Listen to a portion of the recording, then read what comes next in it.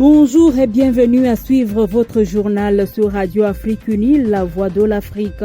De la politique à l'économie, de la culture aux innovations. Ici, nous mettons en lumière tout ce qui importe aux Africains à travers le monde. Restez avec nous pour un tour complet de l'actualité africaine. À la présentation, je suis Keza Deborah. Au Burkina Faso, le mouvement sunnite ouvre son 10e congrès dans un contexte de crise sécuritaire. À Ouagadougou, les acteurs religieux appellent à la résilience et à l'unité nationale. Les autorités réaffirment leur soutien aux initiatives en faveur de la paix et de la cohésion sociale. Au Cameroun, la capitale Yaoundé accueille la 14e conférence ministérielle de l'Organisation mondiale du commerce. Les ministres tentent de relancer une organisation fragilisée, des discussions cruciales dans un contexte international sous tension. Au Burundi, mesdames et messieurs, les autorités réaffirment leur engagement pour la paix et le dialogue avec le Rwanda. Face aux défis internes et régionaux, les porte-paroles insistent sur la transparence et l'échange avec les citoyens. Et c'est tout pour le sommaire. Bienvenue dans les détails de ce journal à suivre sur notre chaîne YouTube Afrique Unie Français.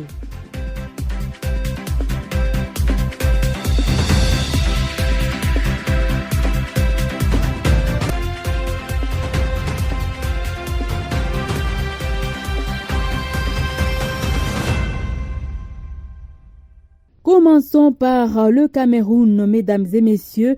Yaoundé, la capitale camerounaise, accueille depuis le 26 mars 2026 la 14e conférence ministérielle de l'Organisation mondiale du commerce. Pendant 4 jours, ministres et négociateurs tentent de relancer une institution fragilisée dans un contexte international particulièrement tendu. Elisabeth Hassen, notre correspondante à Yaoundé, nous fait le point. En toile de fond, des échanges commerciaux sous pression marqués par la montée des rivalités géopolitiques, le retour du protectionnisme et les perturbations liées à la guerre au Moyen-Orient qui continuent d'affecter les chaînes d'approvisionnement. Dès l'ouverture des travaux, la directrice générale de l'OMC, Ngozi Okonjo-Iweala, a dressé un constat alarmant. Elle évoque les perturbations les plus graves du commerce mondial depuis près de 8 décennies. Signe d'un déséquilibre profond du système économique international. Pour le Cameroun, l'enjeu est majeur. En accueillant cette conférence, une première en Afrique depuis Nairobi 2015, le pays renforce sa visibilité diplomatique et s'impose au cœur des discussions sur l'avenir du commerce mondial.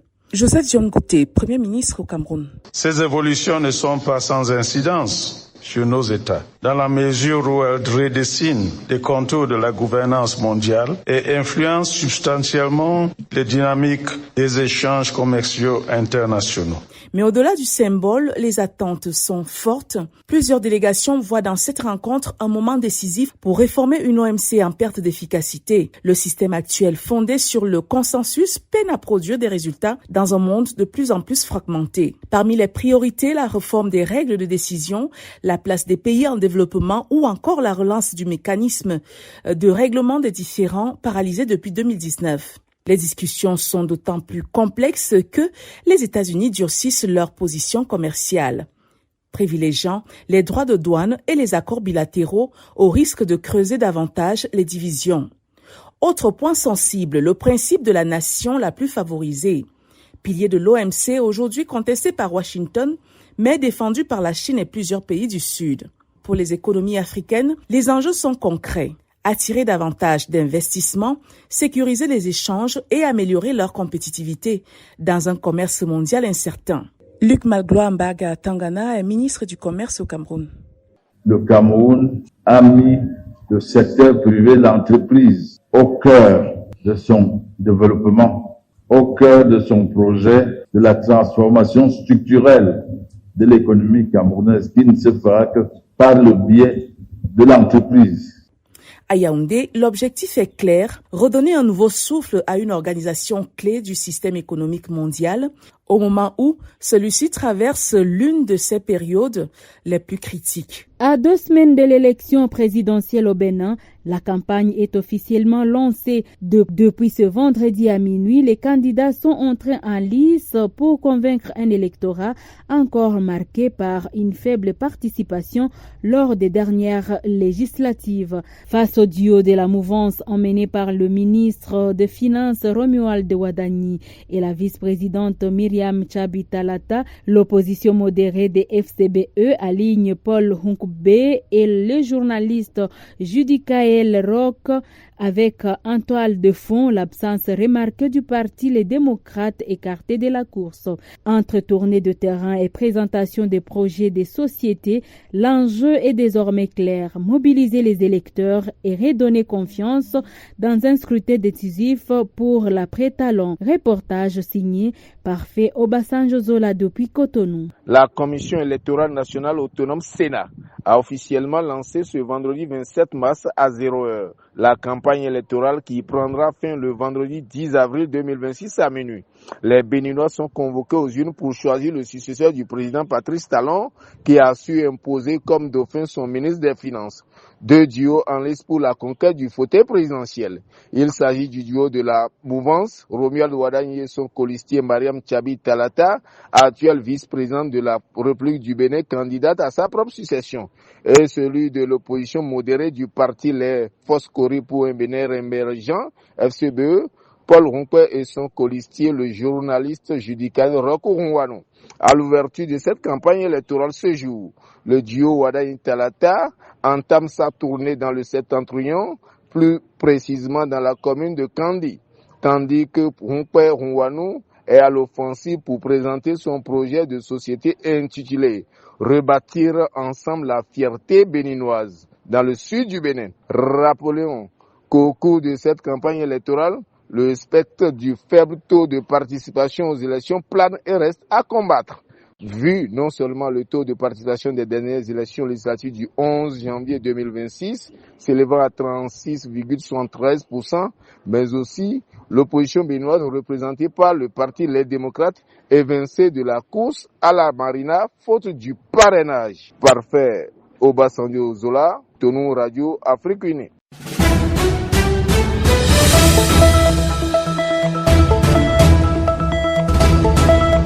Et les porte-paroles des institutions burundaises se sont exprimés ce vendredi devant le public pour réaffirmer l'engagement du pays en faveur de la paix et du dialogue dans la région des Grands Lacs, notamment avec le Rwanda. Ils ont également abordé des préoccupations internes et régionales. Ces émissions publiques régulières visent à renforcer la transparence et le dialogue entre les autorités et les citoyens en offrant un espace direct d'information et d'échanges sur les politiques et initiatives gouvernementales. Aujourd'hui, l'accent a été mis sur la nouvelle présidence de l'Union africaine assurée par le Burundi depuis février dernier et sur son rôle dans la stabilisation régionale. Un reportage d'Antedi Achille depuis Bujumbura. Le président de l'Union africaine joue un rôle central dans la paix et la sécurité en Afrique. Il maîtrise les conflits, coordonne les efforts continentaux, renforce les missions de maintien de la paix et favorise la stabilité et la sécurité humaine. Depuis février dernier, le président burundais assure cette présidence dans un contexte de tensions et de conflits régionaux. Lors de l'émission publique de ce vendredi, son rôle et ses efforts pour la stabilisation de la région ont été abordés. Jérôme Niyonzima est secrétaire général, porte-parole du gouvernement du Burundi. Il y a des efforts qu'il y fait en sa qualité de président de l'Union africaine pour la stabilisation de la région, surtout dans cette région des Grands Lacs et la communauté est-africaine pour le rétablissement de la sécurité. Les relations burundo-rwandaises sont entachées par le fait que certaines personnes recherchées par la justice burundaise restent au Rwanda.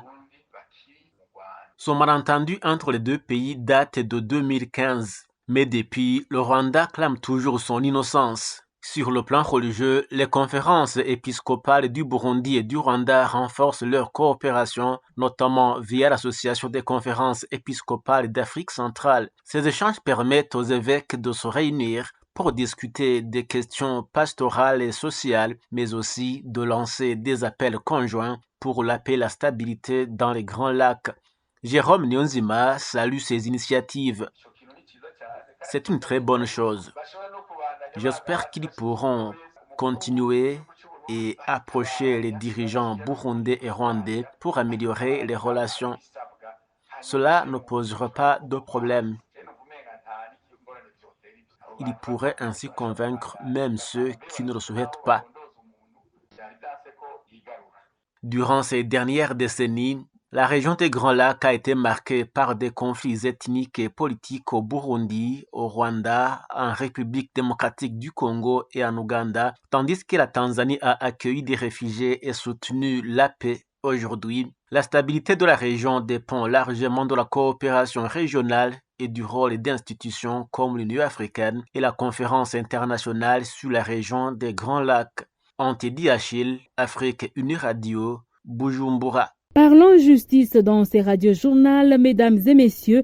La Cour suprême du Rwanda a rejeté la requête introduite par l'opposante politique Victoire Ingabire qui contestait la constitutionnalité de l'article 106 du Code pénal. Dans sa décision, la haute juridiction a estimé que cet article ne contrevient pas aux dispositions de la Constitution, mettant ainsi fin à une procédure très suivie tant au niveau national qu'international. Arrêté en juin 2025, Victoire Ingabire soutenait que son dossier illustrait une ingérence dans l'indépendance du ministère public. Selon elle, le fait que des instructions aient été données pour ouvrir une enquête à son encontre violerait le principe d'autonomie des poursuites judiciaires. À travers son recours, elle demandait donc que l'article 106 soit déclaré anticonstitutionnel et retiré de l'arsenal juridique rwandais. Cet article du Code pénal confère en effet au juge le pouvoir d'engager des poursuites contre une personne non initialement visée dans une affaire, dès lors que des éléments nouveaux laissent présumer son implication. Pour ses détracteurs, cette disposition pourrait ouvrir la voie à des abus, notamment dans des dossiers sensibles impliquant des figures politiques.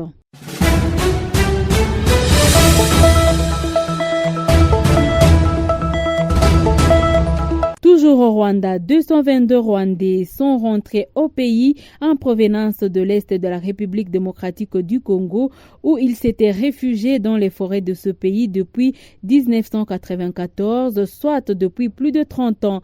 Parmi ces 222 rapatriés, on compte 149 enfants, 58 femmes et 15 hommes.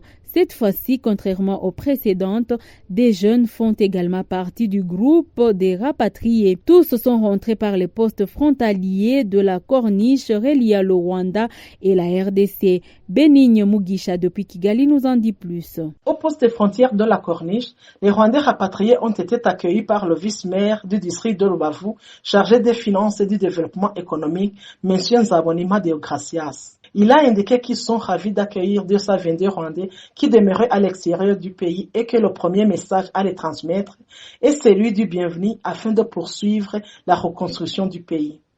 Il confirme que cette fois-ci, parmi les personnes rentrées figuraient les jeunes et les hommes, alors que lors des précédents rapatriements, il s'agissait principalement d'enfants, de femmes et de personnes âgées. Le vice-maire Nzabonima a précisé que dès leur arrivée au Rwanda, ils recevront une assistance de base avant d'être réintégrés dans leur famille. Certains des rapatriés affirment avoir été bien accueillis par le Rwanda et expliquent qu'ils ont décidé de rentrer en raison du conflit en cours de l'Est de la République démocratique du Congo. Ils indiquent que les FDLR les dépouillaient. Ils cultivaient sans pouvoir récolter, cuisinaient sans manger car on leur prenait tout. Même les vêtements qu'ils lavaient et faisaient sécher étaient volés.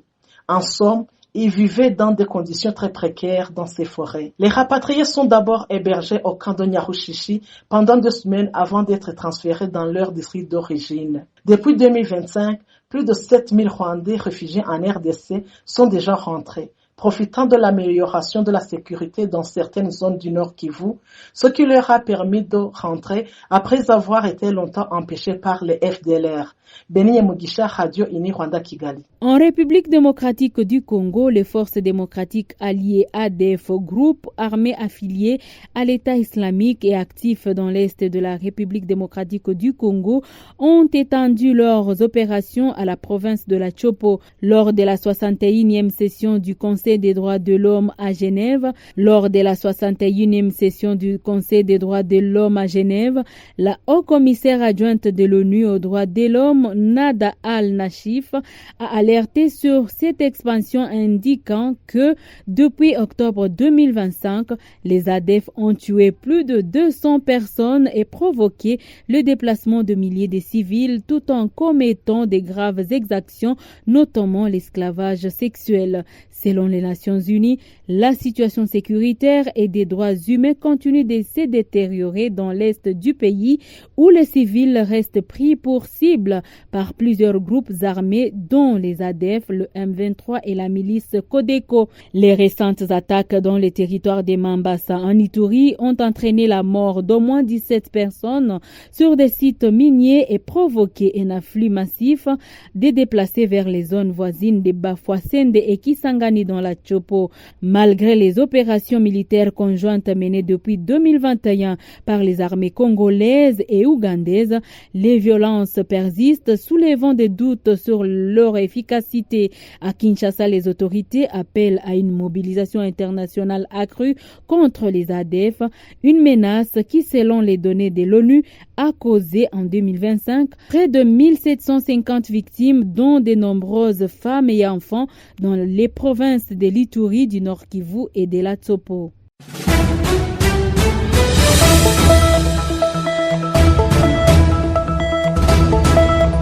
Le mouvement sunnite du Burkina Faso a ouvert vendredi 27 mars 2026 à Ouagadougou les travaux de son 10e congrès ordinaire dans un contexte national marqué par une insécurité persistante et une crise humanitaire préoccupante. Placée sous le thème de la résilience et de l'unité, cette rencontre d'envergure se veut un cadre de mobilisation et de réflexion pour répondre aux défis actuels du pays. Les responsables du mouvement entendent de faire de ce congrès une tribune pour renforcer la cohésion sociale, promouvoir le vivre ensemble et contribuer activement à la recherche des solutions durables en faveur de la paix. Fondé en 1973, le MCBF s'est progressivement imposé comme un acteur incontournable de la communauté musulmane au Burkina Faso, mais aussi comme un partenaire engagé dans la construction nationale. Selon les responsables, le mouvement ne se limite pas à la promotion des valeurs religieuses de la Sunna, mais s'investit également dans des actions sociales et citoyennes visant à consolider l'unité nationale. Ce 10e congrès est également perçu comme une étape stratégique pour l'avenir du mouvement, avec l'ambition de formuler les recommandations concrètes capables d'orienter ses actions dans les années à venir. Président à la cérémonie d'ouverture, le ministre d'État en charge de l'administration territoriale et de la mobilité, Émile Zerbo, a salué l'engagement du MCBF et réaffirmé la disponibilité des autorités à accompagner ces initiatives.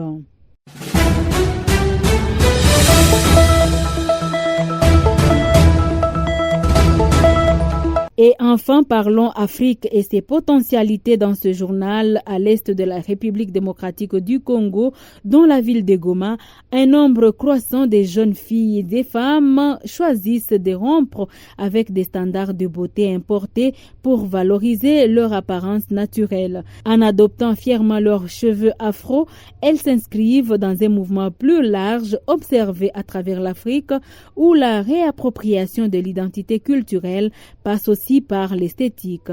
Pour en savoir plus, suivez cet entretien avec Soki Moulekia Lucette de Kama Beauty et consultante en identité culturelle et esthétique afrodescendante. C'est depuis plusieurs années déjà, disons précisément depuis 2020, que nous nous sommes engagés et consacrés à la réappropriation de l'image de soi.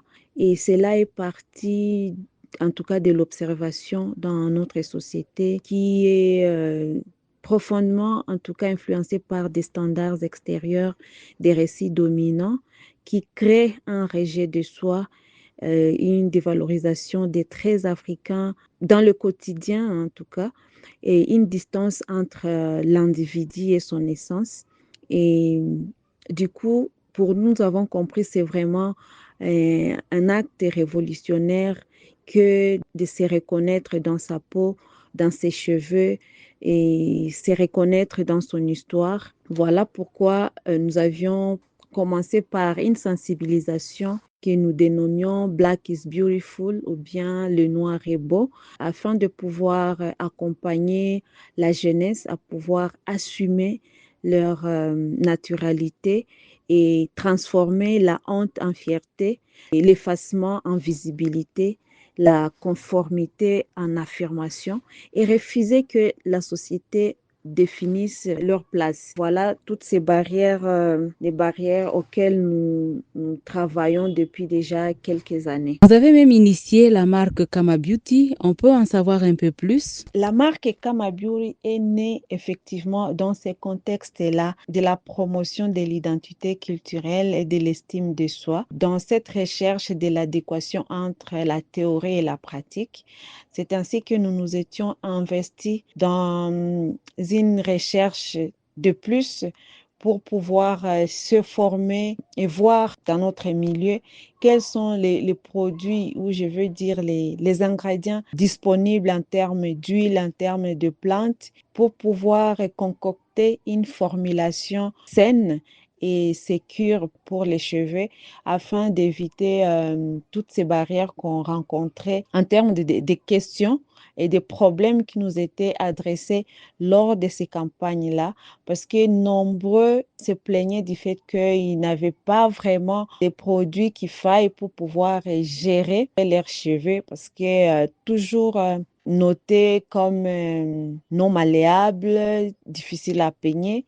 Voilà, c'est ainsi que nous avions mis sur pied le projet d'une gamme capillaire Kama Beauty. Et en dehors de ça, nous sommes aussi en tout cas formés pour voir comment est-ce qu'on peut orienter plus efficacement notre communauté par la tricologie et savoir faire vraiment des examens approfondis du cuir chevelu pour pouvoir donner des réponses personnalisées par rapport aux problématiques qu'on peut avoir. C'est ainsi que nous leur offrons non pas seulement les produits, mais aussi les services de diagnostic capillaire et les orientations techniques pour pouvoir se prendre en charge, je veux dire en termes de routines qui soient adaptées à la typologie de ses cheveux. Au regard de votre expérience, est-ce que vous êtes la bienvenue dans votre communauté? Les défis que nous rencontrons sont tout d'abord,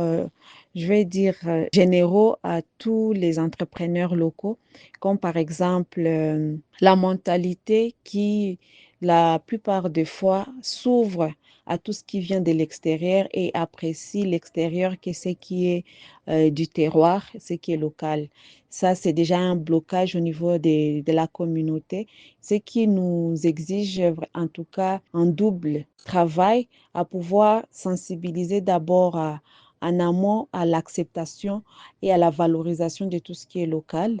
Mais aussi un autre défi, c'est celui toujours, je vais dire, l'accompagnement en termes de capitaux, parce que l'entrepreneuriat, c'est vraiment un défi qui réclame beaucoup d'investissement, que ce soit dans sa formation pour être toujours à pointe et efficace. Souvent, commencer toujours avec les moyens de bord, on se sent limité et par rapport à l'offre qui se présente à nous, nous n'arrivons pas à donner du nécessaire parce que nos moyens sont aussi limités. Nous aimerions avoir plus pour offrir aussi plus. Voilà, ce sont là les défis. Mais un autre défi, je peux dire, c'est maintenant là, c'est particulier par rapport aux cheveux, par rapport aux capillaires, aux adultes. On voit qu'il y a une certaine douleur auquel nous faisons face dans nos rencontres avec les clients.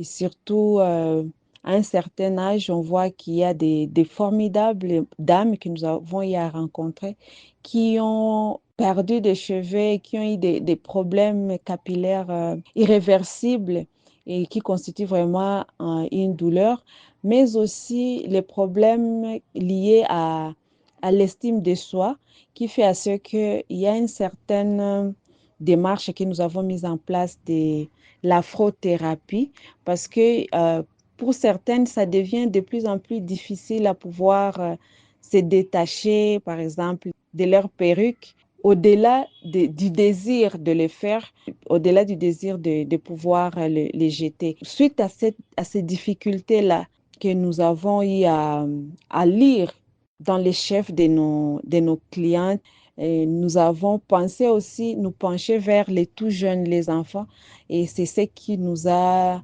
même appelé à pouvoir rédiger pour les tout jeunes.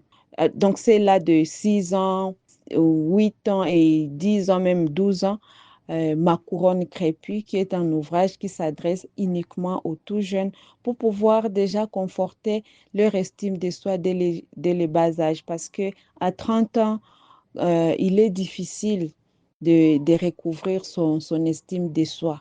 C'est cette difficulté-là qui nous a même poussé à écrire pour les enfants.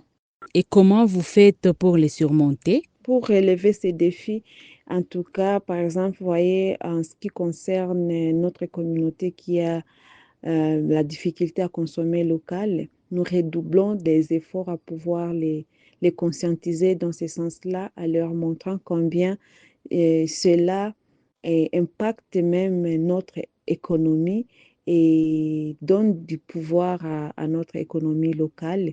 Donc, c'est pour notre bien. Et il y a aussi l'intégration à des différentes plateformes pour l'encadrement des entrepreneurs, entre autres les incubateurs. Ce sont des expériences aussi qui nous aident à surmonter certains défis par rapport à des informations, à l'information qu'on doit avoir en tant qu'entrepreneur, parce que vous savez, l'information réduit l'incertitude et quand vous avez l'information, c'est au fait déjà un appui, une richesse parce que vous savez quoi faire et quand le faire et chez qui le faire. Par exemple, en tout ce qui concerne la fiscalité, c'est quand on est avec les autres qu'on sait déjà, qu'on apprend. Hein. Lorsqu'on ne sait pas, par exemple, gérer ses finances, et on peut aussi avoir des collaborateurs qui vous viennent en aide par rapport à la proposition de certaines personnes et ressources qui peuvent vous aider dans ce que vous avez comme lacune. Parce que quand on commence, je me rappelle au début, là, la tendance, c'est tout faire soi-même. Pourtant, on se rend compte qu'on est limité. On ne peut pas, même s'il faut mettre un produit sur le marché, ça implique que ça appelle à plusieurs domaines à la fois, que ce soit en marketing, que ce soit en gestion financière, que ce soit techniquement donc la chimie. Et donc, vous voyez, tout ça, soi-même, on ne peut pas avoir accès à toute cette expertise en étant isolé. C'est au sein d'une plateforme que vous venez, que vous apprenez et que vous trouvez toutes ces offres-là.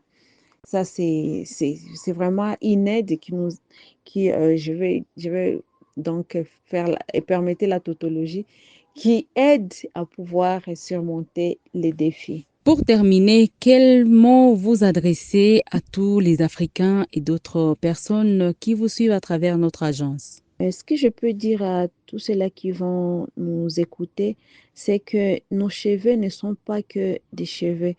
Ils ont à la fois une valeur symbolique et culturelle et psychologique parce que c'est souvent en acceptant ce que nous sommes, en acceptant nos cheveux, nous avons accès à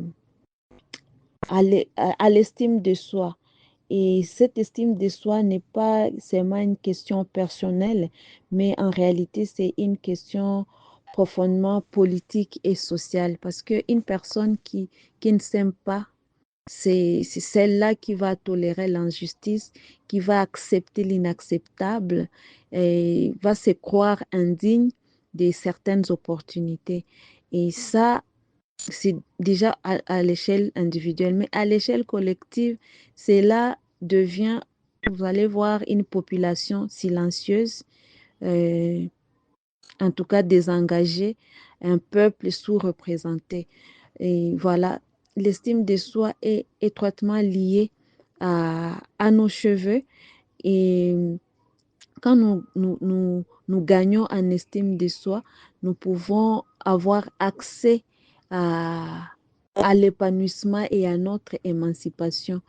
Et parce qu'une personne qui se reconnaît, il s'accepte, il s'honore et devient vraiment actrice de son destin.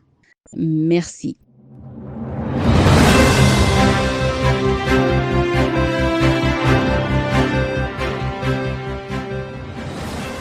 Et c'est la fin de ce journal. Merci de nous avoir suivis tout au long de cette édition. L'actualité africaine ne s'arrête jamais et nous continuerons à vous informer avec précision et engagement.